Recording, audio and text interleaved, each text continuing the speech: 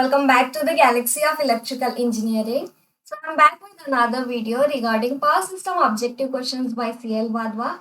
I hope you guys are getting help through this series.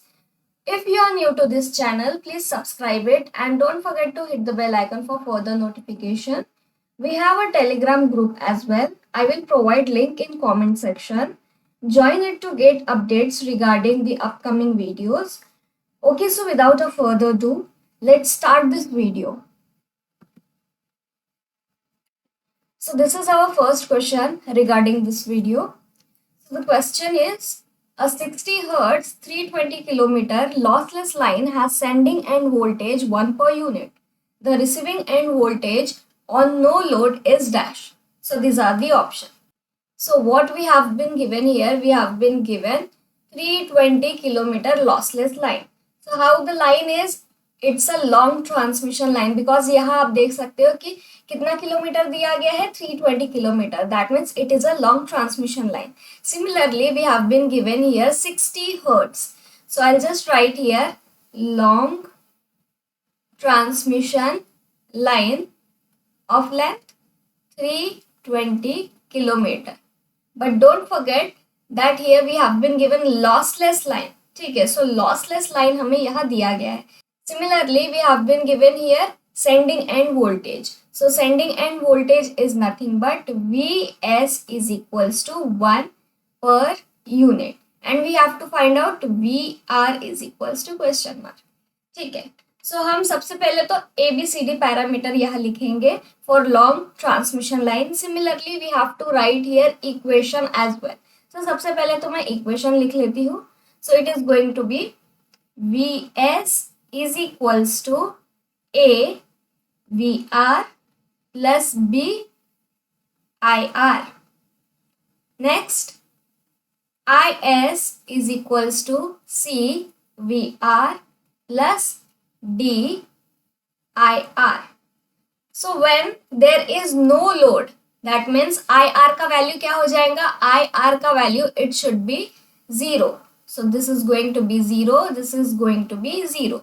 So आपको result क्या मिलने वाला है? We are going to get result as Vs is equals to A VR from equation number first. This is 1. This is 2. So from equation number 1 we got this result. ठीक है, हमें Vs का value पता है because we have been given in question itself. But हमें Vr का वैल्यू find out करना है एंड फॉर फाइंडिंग Vr का वैल्यू we need to know about A. So A का वैल्यू हम कैसे फाइंड आउट करेंगे? So through ABCD parameter. So I just write here ABCD parameter of long transmission line. So ABCD for long transmission line is equals to cos H gamma L. B is going to be ZC sin H gamma L. Here we are going to get sin H gamma L by ZC and at last cos H gamma L. So these are the ABCD parameter. A का value हमें क्या दिया गया है? A का value it is cos H gamma L. So आप A की जगह cos H gamma L भी सब्स्टिट्यूट कर सकते हो. ठीक है, so after substitution what you are going to get? So you can write here Vr is equals to Vs by A. So A का value it is nothing but cos H gamma L. So Vs divided by cos H gamma L. L का तो value हमें पता है, it is nothing but 320 kilometre. But क्या हमें gamma का value पता है? नहीं. So what is gamma? Gamma is equals to alpha plus j beta. So whenever there is lossless transmission line, so lossless transmission line के लिए alpha का value 0 हो जाता है. So we are going to get gamma is equals to j beta. So we have to just simply find out beta का value. So how we can find out beta? So we have one formula for that. So beta is equals to omega by Vc. Beta is equals to omega by Vc. But we have to find out L beta because हमें यहाँ substitute करना है gamma L. So for that we need to know about beta L. That means I'll just write L here also. आप यहाँ substitute कीजिए values. Beta L is equals to 2 pi f L by vc. vc क्या है? It is nothing but speed of light. So यहाँ आप पूरे value substitute कीजिए and then you are going to get beta L. So beta L is equals to 2 pi into 60 into 320 into 10 to the power 3 divided by 3 into 10 to the power 8. So हमें beta L का तो value मिल गया, but what we need cos h beta L.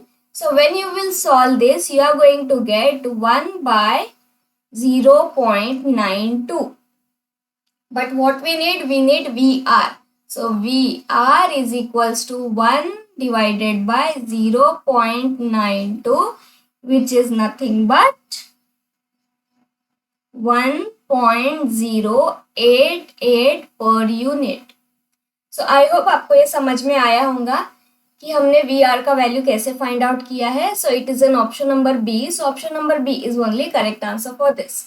So moving towards next question. So the question is, the impedance of a circuit is given by Z is equals to 3 plus J4.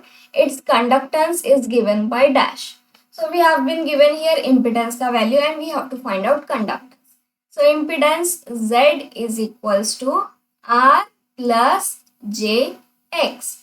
Similarly, we have to write here for Y. So Y is equals to G plus JB. तो हमें y का वैल्यू find out करना है. So what is y? y is nothing but reciprocal of z. So z का आप reciprocal लिख लीजिए, आपको y का वैल्यू मिल जाएगा. सो यहाँ मैं z का वैल्यू सब्स्टिट्यूट कर लूंगी. So it is going to be 1 by 3 plus j4. So here we have to just simply divide and multiply with 3 minus j4. हम rationalization करेंगे into 3 minus j4 divided by 3 minus j4. आपको इसे solve करना होगा. So after solving, what you are going to get? You are going to get 3 minus j4 divided by a plus b, a minus b. It is going to be under root a square plus b square. So you are going to get under root 9 plus 16, which is nothing but 3 by 5 minus j 4 by 5. So क्या ये g plus jb के form में है? So yes. और हमें conductance का वैल्यू find out करना था, तो हमने कंडक्टेंस का वैल्यू फाइंड आउट कर लिया है. It is nothing but 3 by 5. So g का वैल्यू क्या निकला है? g is equals to 3 by 5. So it is in option number B. So option number B is only correct answer for this. So I hope आपको ये समझ में आया होगा. So moving towards next question. With 100% series compensation of lines, options are: the circuit is series resonant at power frequency, low transient voltage, high transient current, A and C. So here what we have been given, यहाँ 100% series compensation दिया गया है. ठीक है. सो 100% series compensation का मतलब क्या होता है? XL is equals to XC. So जो पूरा का पूरा ट्रांसमिशन लाइन का XL का वैल्यू था, जो रिएक्टेंस था, उसे हमने XC से कॉम्पनसेट कर दिया है. ठीक है. सो we know that resonant frequency is equals to F naught under root XC by XL. So as you all know कि XL XC equal हो गए हैं. So we are going to get FR is equals to F naught, which is nothing but series resonant frequency जो हमें मिला है, which is equal to power frequency. First of all, we'll just find out current value. So I is equals to V by Z, which is nothing but V by R plus J XL minus XC. XL और XC का value तो equal है. So what we are going to get? We are going to get V by R. That means impedance का value हमें क्या मिला है, impedance का वैल्यू डिक्रीज हो गया है. सो इम्पिडेंस का वैल्यू डिक्रीज हो गया, दैट मीन्स ओवरऑल करंट का वैल्यू इंक्रीज हो गया है. As a result we are going to get high transient current. So option number C भी मैच होता है. So the circuit is series resonant at power frequency. Also there are high transient current. So option number D is only correct answer for this. So I hope आपको ये समझ में आया होगा. So moving towards next question. The effect of increasing gate angle in a thyristorized control reactor is dash. So options are to increase the effective inductance of the reactor, to reduce the effective reactive power, A and B and none of the above. So first of all we need to know कि thyristorized control reactor क्या होता है. So thyristorized control reactor का diagram मैं यहाँ draw कर लूंगी. So it is nothing but this is reactor and will be having two SCR connected in parallel way.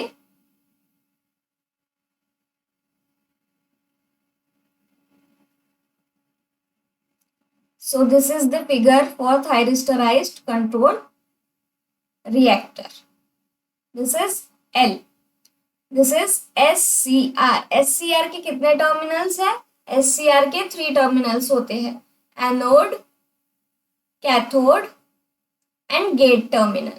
So gate terminal क्या करता है, गेट टर्मिनल पल्सेस प्रोवाइड करता है. जिस इंस्टेंट पे हमें SCR को ऑन करना है, जिस इंस्टेंट पे हमें SCR को फायरिंग पल्स प्रोवाइड करना है, उसी इंस्टेंट पे हम प्रोवाइड कर सकते हैं through gate. So gate is very important in case of SCR. So this reactor is going to absorb reactive power. किस पे डिपेंड करेगा, कितना एब्जॉर्प्शन हुआ है ये, it is going to dependent on the instant of switching on the wave voltage. जिस instant पे हमने स्विचिंग कर दिया है वोल्टेज का, उसी इंस्टेंट से ये डिपेंड करना चालू कर देंगे. ठीक है. सो वोल्टेज अगर मैक्सिमम वैल्यू पे है, whenever voltage is at its peak, then at that point only we are going to get maximum reactive power. जैसे जैसे अल्फा का वैल्यू हम इंक्रीज कर देंगे, वैसे वैसे रिएक्टिव पावर का वैल्यू डिक्रीज हो जाएगा.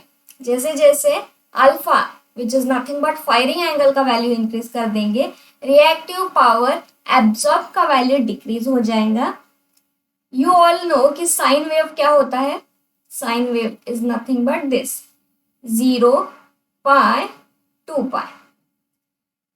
अगर मैंने π/3 के इंस्टेंट पे फायरिंग पल्स प्रोवाइड कर दिया, π/3 पे फायरिंग पल्स प्रोवाइड कर दिया, so from this only I am going to get voltage. ठीक है. इस इंस्टेंट से आगे जितना भी इंस्टेंट आएगा up to pi, I am going to get voltage. But अगर जैसे जैसे मैंने फायरिंग एंगल को इंक्रीज कर दिया, जैसे जैसे फायरिंग एंगल को इंक्रीज कर दिया, then what I am going to get, I am going to get less reactive power, less voltage, less active power as well. ठीक है. सो जैसे जैसे फायरिंग एंगल इंक्रीज होते जाएगा, वैसे वैसे Q absorb by reactor is going to decrease. So option number B से हमें कंक्लूजन मिलता है कि the effect of increasing gating angle in thyristorized control reactor is to reduce the effective reactive power. So now we'll talk about effective inductance as well.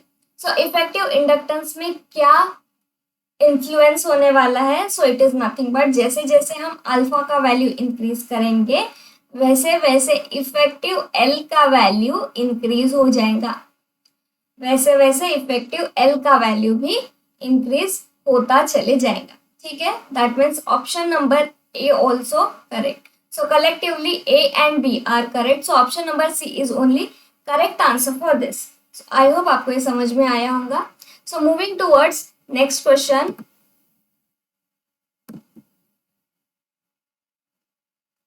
The effect of increasing gating angle in thyristorized control reactor is dash.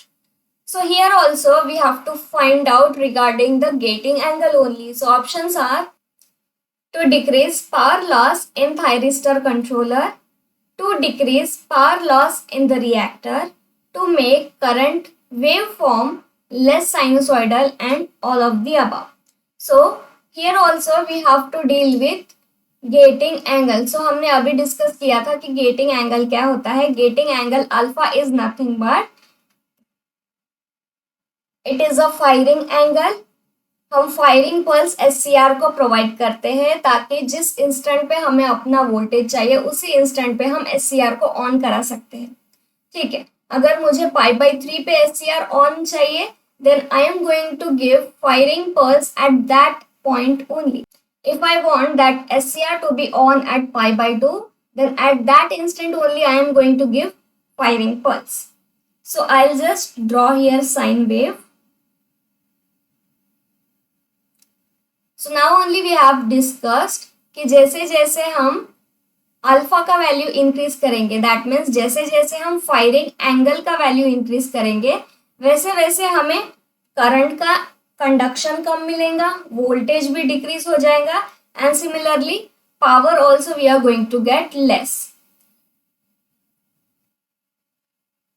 So if I am going to provide firing pulse at this point π/3 पे अगर मैंने firing pulse का provide कर दिया then what I am going to get? I am going to get pulse from this. So this is going to be the pulse. ठीक है. So इतना जो भी हमारा पोर्शन था स्टार्टिंग में जो साइनोसॉइडल वेव था स्टार्टिंग का अप टू π/3 पूरा पोर्शन डिलीट हो गया.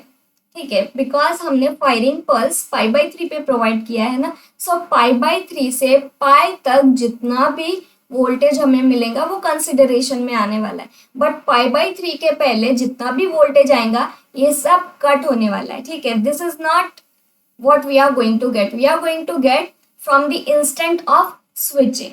So जैसे जैसे हम अल्फा का वैल्यू इंक्रीज करेंगे, if I increase alpha value at this point, so हमें यहाँ से वोल्टेज मिलेगा. We are going to get voltage from this point. So this is going to be the voltage. अभी इतना पार्ट भी delete हो जाएगा. ठीक है, सो ऐसे करते करते जैसे जैसे हम अल्फा का वैल्यू इंक्रीज करेंगे वैसे वैसे हमें कंडक्शन एंगल कम मिलेगा. कंडक्शन एंगल मतलब जितना एससीआर कंडक्ट करने वाला है, जिस पॉइंट से हमने स्टार्ट किया एससीआर को उस पॉइंट से लेके अगर ओनली सिंगल एससीआर होगा तो पाई तक कंडक्ट करेगा डिपेंडिंग अपॉन लोड. अगर आर लोड है तो पाई तक कंडक्ट करेगा, अगर आर एल लोड है तो फिर बीटा तक कंडक्ट करेगा, and so on depending upon the load value. ठीक है, so here as we are increasing alpha conduction angle is going to decrease. Conduction angle is going to decrease. So जैसे जैसे conduction angle decrease होगा that means overall current का value भी decrease हो जाएगा. ठीक है, सो करंट का वैल्यू हमें कैसे मिलने वाला है? This is going to be V and here we are going to get current value.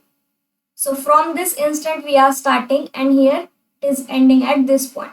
So current यहाँ से स्टार्ट होगा and we are going to get like this.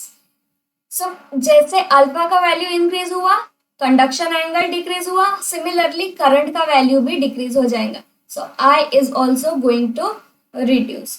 ठीक है, सो जैसे जैसे आई का वैल्यू रिड्यूस होगा what we are going to get if we are talking about losses.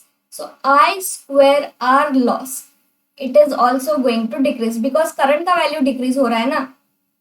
अगर करंट का ही वैल्यू डिक्रीज हुआ देन पावर लॉस का वैल्यू भी डिक्रीज हो जाएगा. Right, so option number B दिया गया है to decrease the power loss in reactor. So yes, जैसे जैसे अल्फा इंक्रीज होगा कंडक्शन वैल्यू डिक्रीज होगा, करंट का वैल्यू डिक्रीज होगा, सिमिलरली पावर लॉस भी डिक्रीज हो जाएगा. और ये लेस साइनोसॉइडल फॉर्म कर रहा है. जो वेव फॉर्म दिया गया है, see you can see this is the wave form, this is the wave form. ये साइनोसॉइडल नहीं है, it is less sinusoidal. So as we are increasing the gating angle we are going to get current wave but less sinusoidal. So less sinusoidal also it is going to decrease power losses in SCR as well. ठीक है, सो I hope आपको ये समझ में आया होगा. सो जो correct answer है for this given question is option number D. So option number D is only correct answer for this. So moving towards next question. So the question is, the inertia constant H of synchronous condenser is dash. Greater than that of hydrogenerator, greater than that of turbo alternator, equal to that of turbo alternator, and none of the above. So we have one chart regarding this. So we'll just go through that. So the inertia constant H is nothing but kinetic energy divided by kVA rating. Kinetic energy divided by kVA rating. So inertia constant को हम H से denote करते हैं. So we have here 3 different generators. So synchronous condenser का H का value क्या होता है? H का वैल्यू is nothing but 1. ये सबसे लेस होता है. सिंक्रोनस कंडेंसर के लिए H का वैल्यू सबसे लेस होता है. Then we have here hydro generator. So hydro generator का H का value it is going to be between 2 to 3. It is going to be between 2 to 3. And turbo generator के लिए H का value it is going to be 9 to 10. So these are the values. So in this case you can see that hydro generator का H का value is going to be between 2 to 3 and turbo generator का value is between 9 to 10. क्यों इतना variation? So hydro generator के case में क्या होता है? हाइड्रो जनरेटर के केस में there will be an number of poles. बहुत सारे पोल्स होते हैं. सो जो डायमीटर होता है हाइड्रो जनरेटर का डायमीटर बहुत ज्यादा होता है बट लेंथ उसका कम होता है, एक्सियल लेंथ. सो हाइड्रो जनरेटर का डायमीटर बहुत ज्यादा है एज यू कैन सी. अगर डायमीटर बहुत ज्यादा हो गया then there will be so many poles. बहुत सारे पोल्स हो जाएंगे. ठीक है. सो ये पोल्स क्या करेंगे? There will be less speed in hydro generator. This n number of poles are going to decrease the speed of generator because of more poles. ठीक है. सो ज्यादा पोल्स होने के वजह से जो काइनेटिक एनर्जी होती है हाइड्रो जनरेटर की it is going to be less. So because of that only H का वैल्यू कम मिलेगा बिकॉज डायरेक्टली प्रोपोर्शनल होता है काइनेटिक एनर्जी से. अगर काइनेटिक एनर्जी ही कम है then we are going to get less inertia constant. And in case of turbo generator, so turbo generator के केस में क्या होता है? टर्बो जनरेटर के केस में there will be less poles. ठीक है. सो टर्बो जनरेटर के केस में there will be less number of poles. Poles are going to be less. ठीक है. और जो डायमीटर होता है टर्बो जनरेटर के केस में वो कम होता है बट एक्सियल लेंथ ज्यादा होता है. एक्सियल लेंथ ज्यादा होता है. ठीक है. So diameter is going to be less but axial length is going to be more. So as you can see कि डायमीटर कम है that means there will be a little poles only. बहुत कम पोल्स होने वाले हैं. ठीक है. एज यू ऑल नो कि पोल्स और स्पीड का इनवर्स प्रोपोर्शनल होता है. So inversely proportional P is inversely proportional to N. अगर पोल कम होंगे then speed is going to be more. अगर स्पीड ज्यादा है then काइनेटिक एनर्जी ज्यादा हो जाएगा because kinetic energy is equals to half mv square. अगर स्पीड ज्यादा है वेलोसिटी ज्यादा है so we are going to get more kinetic energy. अगर ज्यादा kinetic energy है that means inertia constant is also going to be more. So coming back to the question, we have been asked कि inertia constant H का क्या होता है? so सबसे कम होता है inertia constant. हमने अभी डिस्कस किया था हाइड्रो जनरेटर से भी कम होता है, टर्बो ऑल्टरनेटर से भी कम होता है. सो सिंक्रोनस कंडेंसर का H का वैल्यू 1 होता है. That means less than hydro generator and turbo generator as well. So option number D is only correct answer for this. So I hope आपको इसके रिगार्डिंग कोई भी डाउट नहीं होगा अभी. Now moving towards next question. So the next question is the effect of series capacitance compensation is dash. So options are to decrease the virtual surge impedance, to decrease the effective length of the line, to increase the virtual surge impedance loading, and all of the above. ठीक है। So first of all I would like to tell कि जो हमारा transmission line होता है, ठीक है, transmission line में जो मोस्ट डोमिनेटिंग पार्ट होता है वो इंडक्टेंस का होता है। ठीक है, फिजिकली कनेक्टेड नहीं होते हैं इंडक्टर, बट उसका इफेक्ट होता है, उसका प्रेजेंस होता है। ठीक है, सो यहाँ हमने क्वेश्चन में सीरीज कैपेसिटिव कॉम्पनसेशन कर दिया है। So what we need to know about this कि इफेक्ट क्या होता है whenever we are employing series capacitive compensation. ठीक है, so for that we have K means compensation coefficient, so that I am going to show. So this is the formula of coefficient of compensation. K represents coefficient of compensation. जो numerator का section है, this one and this one, this two represents series compensation, और जो denominator का section है वो represent करेगा shunt compensation. But here also we have 4 different types. Series compensation में सीरीज इंडक्टिव कॉम्पनसेशन आता है और सीरीज कैपेसिटिव कॉम्पनसेशन आता है। So for series inductive compensation this is going to be the thing, series inductive compensation, this is for series capacitive compensation. Denominator का section है, this is for shunt capacitive compensation and this is for shunt inductive compensation. So हम कैसे identify करें कि ये series inductive compensation है या फिर शंट कैपेसिटिव कॉम्पनसेशन है? So it is very simple. As you all know कि सीरीज में एल प्रेजेंट होता है। ठीक है, सीरीज में एल प्रेजेंट होता है और हमने फिर से सीरीज में एल को कनेक्ट कर लिया, दैट मीन्स इंडक्टिव कॉम्पनसेशन कर लिया, सीरीज में इंडक्टिव कॉम्पनसेशन कर लिया, दैट मीन्स ओवरऑल एल का वैल्यू इंक्रीज हो जाएगा। दैट मीन्स जो कॉम्पनसेशन हमारा कोएफिशिएंट ऑफ कॉम्पनसेशन है वो भी इंक्रीज हो जाएगा। So as you can see series में एल प्रेजेंट होता है, so this is going to be the value, overall L का वैल्यू इंक्रीज हो जाएगा। So it is 1 plus K S E, it is 1 plus K S E. अगर series में मैंने capacitive compensation technique को employ किया, ठीक है, सीरीज में एल प्रेजेंट होता है और मैंने कैपेसिटर को कनेक्ट कर लिया, दैट मीन्स ओवरऑल जेड का वैल्यू डिक्रीज हो जाएगा, ओवरऑल जेड का वैल्यू डिक्रीज हो जाएगा। सीरीज में ऑलरेडी इंडक्टेंस प्रेजेंट होता है और हमने फिर से इंडक्टेंस को एड ऑन कर दिया, देन वी हैव 1 प्लस के। सीरीज में कैपेसिटर प्रेजेंट नहीं होता है, बट हमने अगर कैपेसिटर को एड ऑन कर दिया then it is going to be 1 minus. ठीक है, now next one we have here is shunt. So shunt में we have shunt capacitor and we have shunt inductors. So shunt capacitor को हमने अगर फिर से एड ऑन कर दिया शंट में क्या प्रेजेंट रहता है? शंट में कैपेसिटर प्रेजेंट होता है और शंट में फिर से मैंने कैपेसिटर को एड ऑन कर दिया, that means shunt capacitive compensation adopt कर लिया, then what we are going to get? We are going to get overall increment in Z, overall increment in Z value. क्यों इंक्रीमेंट होने वाला है? Because C plus C, so overall C का value increase हो जाएगा, that means overall capacitive reactance का value increase हो जाएगा, सो ओवरऑल जेड का वैल्यू भी इंक्रीज हो जाएगा। ठीक है, और यहाँ प्लस किस वजह से दिया गया है?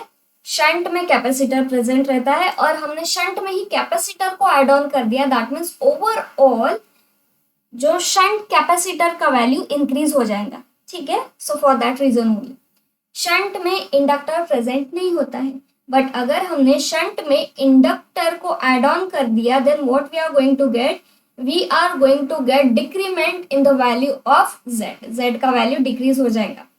सो फॉर दैट ओनली जो कोएफिशिएंट ऑफ कॉम्पनसेशन होता है in case of shunt inductor, so it is going to be 1 minus K S H, so it is going to be 1 minus K S H. So I hope आपको ये समझ में आया होगा कि series में कौन सा टेक्निक एम्प्लॉय करने के बाद आपको जेड का वैल्यू मिलेगा एंड ऑल्सो शंट में कौन सा टेक्निक एम्प्लॉय करने के बाद what is going to be the effect on impedance value. So एक बार हमने इम्पिडेंस को फाइंड आउट कर दिया then you can be able to find out for surge impedance loading. So surge impedance loading is nothing but inversely proportional to Z only, it is going to be inversely proportional to Z. अगर Z का value ज्यादा होगा then surge impedance loading का value कम मिलेगा। अगर Z का value कम होगा देन सर्ज इम्पिडेंस लोडिंग का वैल्यू हमें ज्यादा मिलेगा। ठीक है, सो आई होप आपको ये पूरा पिक्चर क्लियर हो गया होगा। And we have one chart regarding this, so उसमें हम individual one by one compensation techniques को डिस्कस करेंगे। ठीक है, सो सबसे पहले we have here shunt capacitor, this is shunt capacitor, then we have shunt inductor, then we have series capacitor, and at last we have here series inductor। ठीक है, हमने already discuss कर लिया था कि शंट कैपेसिटर को connect करने से Z में क्या इफेक्ट होने वाला है, क्या चेंजेस होने वाले हैं, and also surge impedance loading inverse of Z nought होता है। ठीक है, so still we are going to discuss one by one more time. सबसे पहले हम सीरीज से स्टार्ट करेंगे। So series inductor already transmission line में L प्रेजेंट होता है और हमने फिर से ऐड ऑन कर दिया एक इंडक्टर L को, then what we are going to get, we are going to get Z0 under root 1+k। Plus यहाँ क्यों आया है, बिकॉज हमने दोनों को ऐड किया है। सो ओवरऑल Z का वैल्यू इंक्रीज हो जाएगा after compensation, this is for compensation. ठीक है, ओवरऑल Z का वैल्यू इंक्रीज हो जाएगा। So whenever there is increment in series inductor then surge impedance loading का वैल्यू ऑटोमेटिकली डिक्रीज हो जाएगा, बिकॉज इनवर्सली प्रोपोर्शनल होता है ना। So surge impedance loading is inversely proportional to 1/Z। अगर Z का वैल्यू इंक्रीज हो रहा है then overall surge impedance loading is going to decrease. ठीक है, now coming to series capacitor. Series में ऑलरेडी L प्रेजेंट होता है और हमने अगर एड ऑन कर दिया कैपेसिटर का value, so what is going to be the effect on impedance value, so जो सर्ज इम्पिडेंस होने वाला है that is going to decrease, because coefficient of compensation ये नेगेटिव टर्म में चला जाएगा, बिकॉज L ऑलरेडी प्रेजेंट होता है लाइन में, C प्रेजेंट नहीं होता है, बट हमने C को एड ऑन कर दिया, then what we are going to get XL minus XC। So overall Z का वैल्यू डिक्रीज हो जाएगा। सो ओवरऑल Z का वैल्यू डिक्रीज हम किस चीज से रिप्रेजेंट करेंगे, so we are going to represent it by coefficient of compensation which is nothing but K। So it is going to be 1 minus K। So it is going to, K का value increase हो रहा है। ठीक है, K का value increase हो रहा है, सो ओवरऑल Z का वैल्यू क्या हो जाएगा, ओवरऑल Z का वैल्यू डिक्रीज हो जाएगा। सो ओवरऑल Z का वैल्यू अगर डिक्रीज हो गया है then surge impedance loading after compensation is going to increase. This surge impedance loading is before compensation, after compensation this new term will get add on. So ये overall surge impedance loading after compensation का value increase हो जाएगा in case of series capacitor. So now coming towards shunt capacitor. So shunt में already C present होता है और shunt में ही हमने C को एड ऑन कर दिया। शंट में ऑलरेडी C प्रेजेंट होता है और शंट में हमने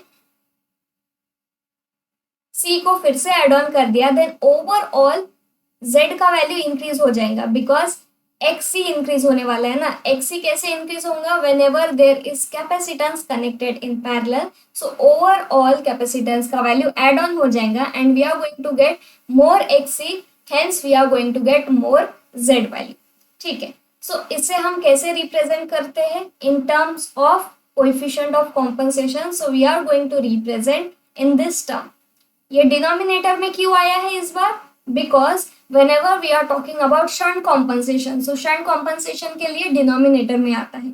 डिनोमिनेटर में दो पार्ट्स आते हैं, एक +1+k और दूसरा 1-k। बट यहाँ 1+k क्यों लिखा गया है, because it is shunt capacitor. Already capacitor रहता है, न्यू कैपेसिटर एड ऑन करते हैं तो ओवरऑल 1+k हमें मिलता है, but in case of inductor यहाँ 1-k आ जाएगा।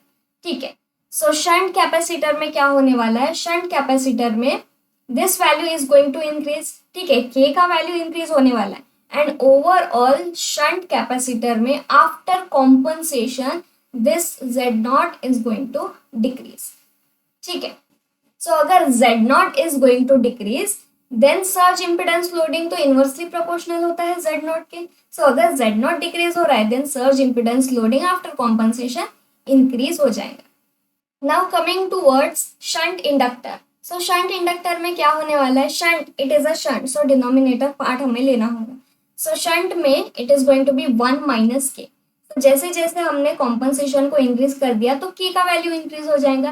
That means overall denominator section का वैल्यू डिक्रीज हो जाएगा। ओवरऑल डिनोमिनेटर का सेक्शन अगर डिक्रीज हुआ तो ओवरऑल जेड नॉट का वैल्यू इंक्रीज हो जाएगा। ओवरऑल जेड नॉट का वैल्यू इंक्रीज हो जाएगा। सो अगर जेड नॉट का वैल्यू इंक्रीज हो गया so it is inversely proportional to surge impedance loading. If Z naught's overall impedance is going to increase, then overall surge impedance loading is going to decrease. Overall surge impedance loading is going to decrease. So from this, what we can conclude? So whenever we have shunt capacitor, surge impedance loading is going to increase. Whenever we have series capacitor, surge impedance loading is going to increase. But whenever we have shunt inductor and series inductor, surge impedance loading is going to decrease. ठीक है, ये एक observation हम कर सकते हैं. And also we have relation regarding x and l. So जैसे जैसे x का वैल्यू इंक्रीज हो जाएगा वैसे वैसे लेंथ का वैल्यू इंक्रीज हो जाएगा. ठीक है, हमें क्वेश्चन में क्या पूछा गया है, that there is decrement in the virtual surge impedance. So क्या surge impedance में decrement हो रहा है? So I'll just erase this section. So as you all know कि series capacitive compensation हमने किया है. So series में हमने इंडक्टर को एड ऑन कर दिया. सीरीज में ऑलरेडी L होता है बट हमने सीरीज में C को भी एड ऑन कर दिया. Then what we are going to get, we are going to get overall Z का value decrease. So this is going to be the thing, overall Z का value decrease हो जाएगा. ठीक है, क्यों डिक्रीज हो जाएगा? Because it is a series compensation, right. So K is nothing but under root 1 minus KSE, series capacitive compensation. That means this one. ठीक है, K का वैल्यू तो हमें मिल गया. Now Z after compensation is equals to Z under root 1 minus KSE. जैसे जैसे KSE को हम इंक्रीज करेंगे overall this term is going to decrease. So that means after compensation Z is also going to decrease. ठीक है, so अगर Z decrease होने वाला है then surge impedance loading after compensation it is going to be surge impedance loading before compensation divided by ZC. अगर ZC ही decrease हो रहा है then overall surge impedance loading after compensation is going to increase. So virtual surge impedance loading is going to increase. So option number C में आप देख सकते हो that to increase the virtual surge impedance loading, to decrease the virtual surge impedance. So क्या surge impedance decrease हो गया है? Yes, surge impedance decrease हो गया है. So A भी करेक्ट हो जाएगा. क्या लेंथ में इफेक्ट होने वाला है कुछ? सो यस, ओवरऑल Z का वैल्यू इंक्रीज हो रहा है. दैट मीन्स ओवरऑल X का वैल्यू डिक्रीज हो जाएगा and which is proportional to L. So L का भी वैल्यू डिक्रीज हो जाएगा because it is a effective length of line. ठीक है, it is a effective length of line. अगर Z का वैल्यू डिक्रीज हो रहा है, X का वैल्यू डिक्रीज हो जाएगा, L का भी वैल्यू डिक्रीज हो जाएगा. ठीक है, so option number B is also correct answer for this. That means collectively तीनों भी A, B, C तीनों भी करेक्ट आ जाएंगे. So option number D is only correct answer for this. I hope आपको ये समझ में आ गया होगा because इस टॉपिक से related we have 2 more questions regarding this. So वहाँ हम फिर से डिस्कस करेंगे ताकि आपको इसके बारे में पूरा आइडिया हो सके. ठीक है, so the next question is for any fixed degree of series compensation, additional capacitive shunt compensation dash. So in this question what we have been given, that we have been given there is a fixed degree of series compensation. ठीक है, already fixed degree of series compensation को employ कर दिया है. Now there is additional capacitive shunt compensation. ठीक है, यह additional shunt compensation technique को employ किया है. Now what we have to do here, I am just going to write here K value. So K is equals to under root 1 plus KSE 1 minus KSE divided by 1 plus KSH 1 minus KSH. ठीक है, so numerator section is for series compensation and denominator section is for shunt compensation. ठीक है, so series में भी दो different types आते हैं और शंट में भी दो डिफरेंट टाइप्स आते हैं, हमने ऑलरेडी डिस्कस कर लिया है. Now there is additional capacitive compensation. ठीक है, सो ऑलरेडी शंट में कैपेसिटर प्रेजेंट होता है. ठीक है, ऑलरेडी शंट में कैपेसिटर प्रेजेंट होता है और फिर से हमने शंट में कैपेसिटर को ऐड ऑन कर दिया. Then what we are going to get, we are going to get that Z is equals to Z divided by under root 1 plus KSH. ठीक है, सो डिनोमिनेटर सेक्शन इंक्रीज हो रहा है. Denominator section क्यों increase हो रहा है? बिकॉज हमने यहाँ कैपेसिटिव शंट कॉम्पनसेशन किया है. सो डिनोमिनेटर सेक्शन इंक्रीज हो रहा है, दैट मीन्स ओवरऑल Z का वैल्यू डिक्रीज हो जाएगा आफ्टर कॉम्पनसेशन. ओवरऑल Z का वैल्यू डिक्रीज हो जाएगा after compensation. So as you can see that capacitance का एड ऑन हो रहा है. दैट मीन्स कैपेसिटेंस का एड ऑन कब होता है? Whenever there is increment of length. So जैसे जैसे लेंथ इंक्रीज हो जाएगा, दैट मीन्स ट्रांसमिशन लाइन का लेंथ जैसे जैसे इंक्रीज हो जाएगा. आपको पता है कि शॉर्ट ट्रांसमिशन लाइन में हम कैपेसिटेंस का इफेक्ट कंसिडर नहीं करते हैं. ठीक है, that means for short transmission line length कैसा है? It is a short transmission line. But हम कैपेसिटेंस का इफेक्ट को निग्लेक्ट नहीं कर सकते हैं जैसे जैसे लेंथ का वैल्यू इंक्रीज हो जाएगा. That means in this case जो लेंथ से रिलेटेड हमें यहाँ पॉइंट्स को कंक्लूड करना है. सो हम कैसे कंक्लूड कर सकते हैं कि जैसे जैसे कैपेसिटेंस का इफेक्ट इंक्रीज हो जाएगा वैसे वैसे लेंथ भी इंक्रीज होने वाला है.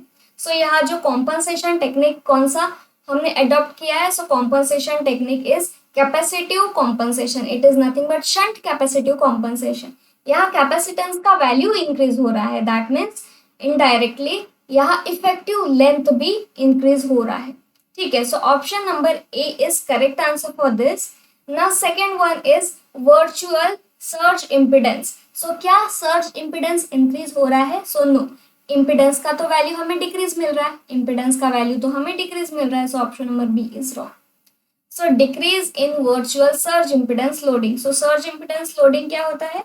Surge impedance loading after compensation is equals to surge impedance loading before compensation divided by ZC. But ZC का वैल्यू डिक्रीमेंट मिल रहा है and overall surge impedance loading is going to increase. So क्या हमें option number सी में increment मिल रहा है? So no, it is decrement. So decrease नहीं होने वाला, it is going to increase. So only option number A is correct. So I hope आपको ये समझ में आया होगा.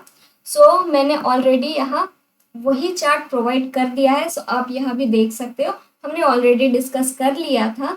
ये क्वेश्चन था एडिशनल कैपेसिटिव शंट कॉम्पनसेशन के regarding. So this is going to be the thing. Overall जैसे के का वैल्यू इंक्रीज हो जाएगा, सो जेड सी का वैल्यू हमें डिक्रीज मिलेगा.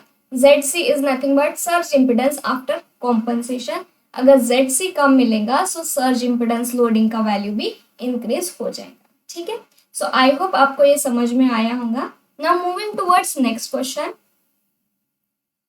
So for any fix degree of inductive shunt compensation additional series capacitive compensation dash. So options are increases the effective length of line, increases the virtual surge impedance of line, decreases virtual surge impedance loading of line and none of the above. ठीक है, सो यहाँ additional series capacitive compensation employ किया गया है. ठीक है, so series में already क्या प्रेजेंट होता है? सीरीज में ऑलरेडी एल प्रेजेंट होता है. ठीक है, अगर ऑलरेडी एल प्रेजेंट होता है और हमने यहाँ कैपेसिटर एड ऑन कर दिया, सो कैपेसिटर के एड ऑन के वजह से क्या होने वाला है? जो ओवरऑल एक्स का वैल्यू है वो डिक्रीज हो जाएगा. क्यों डिक्रीज हो जाएगा? Because X overall is equals to X L minus X C. ठीक है, जैसे जैसे सी का वैल्यू इंक्रीज हो जाएगा so overall this term is going to decrease. So X का वैल्यू डिक्रीज हो जाएगा. बट अगर हमें इसे कोएफिशिएंट ऑफ कॉम्पनसेशन के फॉर्म में लिखना होगा, सो हम कैसे लिखेंगे? That we have here z after compensation is equals to Z under root 1 - KSE। यहाँ क्यों माइनस दिया गया है? Because it is a series capacitive compensation. Series में इंडक्टर प्रेजेंट होता है और इसके साथ में इसका दुश्मन अगर हमने एड ऑन कर दिया, सो ओवरऑल जेड का वैल्यू क्या हो जाएगा? जेड का वैल्यू डिक्रीज हो जाएगा। ठीक है, सो ओवरऑल जेड का वैल्यू आफ्टर कॉम्पनसेशन डिक्रीज हो जाएगा with the increment of series capacitive compensation. ठीक है, now coming to the length, यहाँ z का वैल्यू डिक्रीज हो रहा है and we are talking about series compensation. ठीक है, सीरीज कॉम्पनसेशन में ये डायरेक्टली प्रोपोर्शनल होता है z के। सो जैसे जैसे z का वैल्यू इंक्रीज हो जाएगा, लेंथ का वैल्यू भी इंक्रीज हो जाएगा। जैसे जैसे z का वैल्यू डिक्रीज हो जाएगा, लेंथ का वैल्यू भी डिक्रीज हो जाएगा। But it is not physical decrement of length, it is just effective decrement of length. So L का वैल्यू डिक्रीज मिलेगा बिकॉज ZC का वैल्यू आफ्टर कॉम्पनसेशन हमें डिक्रीज मिल रहा है। सो ऑप्शन नंबर ए तो करेक्ट नहीं होगा, इट इज रॉन्ग। ठीक है, so it is wrong. Now next one is coming to increases virtual surge impedance. So surge impedance क्या इंक्रीज हो रहा है? नहीं, ये डिक्रीज हो रहा है। So this is also wrong. So decrement in the surge impedance loading. So surge impedance loading after compensation is equals to surge impedance loading before compensation divided by Z under root 1 - KSE। ठीक है, overall ZC का value हमें decrement मिल रहा है, that means overall surge impedance loading का value increase हो जाएगा। ऑप्शन नंबर सी भी गलत हो जाता है, that means option number A, B, C ये तीनों भी गलत हो जाते हैं and we are going to get option number D as correct answer for this. So I hope आपको ये समझ में आया होगा। So now moving towards our last question. So here also you can see in this chart कि series capacitive compensation किया गया है, that means this one.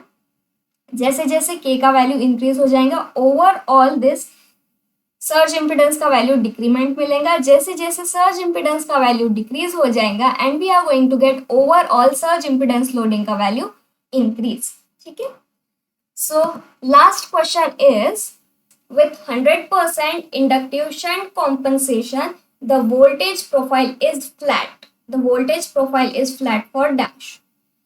so question में हमें क्या दिया गया है? that there is going to be the 100% shunt inductive compensation, also at the same time we have been given that voltage profile is flat। so voltage profile flat भी मिल रहा है और 100% शंट इंडक्टिव कॉम्पनसेशन टेक्निक किया गया है। पहले inductive compensation technique किया गया है, उसके बाद में हमें वोल्टेज प्रोफाइल फ्लैट मिला है। ठीक है, सो जो वोल्टेज सेंडिंग एंड में था वही वोल्टेज हमें रिसीविंग एंड में भी मिल रहा है। ठीक है, अगर सेंडिंग एंड में वोल्टेज कम होगा और रिसीविंग एंड में वोल्टेज ज़्यादा होगा, then this is going to be the voltage rise problem. अगर सेंडिंग एंड में वोल्टेज ज़्यादा होगा और रिसीविंग एंड में अगर हमें वोल्टेज कम मिल रहा है, so this is going to be the voltage drop problem. It is voltage drop, this is going to be voltage rise and this is going to be the flat profile of voltage. जो sending end में था वही हमें receiving end में मिल रहा है। ठीक है, सो यहाँ वोल्टेज राइज का प्रॉब्लम था। वोल्टेज राइज कब मिल सकता है? In case of Ferranti effect only. Ferranti effect में क्या होता है? When there is no load और lightly loaded condition, VR is going to be greater than VS. This is nothing but Ferranti effect। ठीक है, this is going to be Ferranti effect। So Ferranti effect को हम compensate कैसे कर सकते हैं? फेरेंटी effect को कॉम्पनसेट हम एक ही चीज से कर सकते हैं, that is nothing but shunt inductive compensation. अगर हमने शंट इंडक्टिव कॉम्पनसेशन टेक्निक को एम्प्लॉय कर दिया, देन जो वोल्टेज राइज था, इस वोल्टेज राइज को हम डिक्रीज कर सकते हैं and we can get back to the flat voltage profile. Voltage rise को हम डिक्रीज कर सकते हैं and we can get the flat voltage profile only with the help of shunt inductive compensation. ठीक है, so now in option what we have been given कि flat voltage profile मिल सकता है for 100% loading offline, 50% loading offline, zero loading offline, and none of the above. So as you all know कि Faraday effect कहाँ takes place करता है? Whenever there is no load, whenever there is no load, या फिर lightly loaded condition, या फिर lightly loaded condition. So whenever there is zero load या फिर lightly loaded condition या फिर no load, then only we can be able to get VR greater than VS. अगर VR greater than VS हो गया है, then we have to do inductive compensation. We have to do shunt inductive compensation in order to get the flat voltage profile. In order to get the flat voltage profile. ठीक है. So जो correct answer है for this given question is it is going to be zero loading. अगर loading of the line zero है, lightly loaded है, no loaded है, तो receiving end का वैल्यू ज्यादा हो जाएगा. रिसीविंग एंड का वैल्यू अगर ज्यादा हुआ then we can adopt for 100% shunt inductive compensation in order to get the flat voltage profile. I hope आपको आज के सारे क्वेश्चन समझ में आए होंगे. So if you are new to my channel and if you haven't subscribed my channel, so I request you to please subscribe it, and also don't forget to hit the bell icon for further notification, because whenever I upload my video then you will be going to get notification. अगर आपको notification नहीं मिला तो you can join our Telegram channel. I am going to put the link in comment section so that you can join it easily. And at last, I hope you are getting help by this series. So you can share this with your friends as well. So thank you for watching, guys. And let's meet in next video. So thank you so much.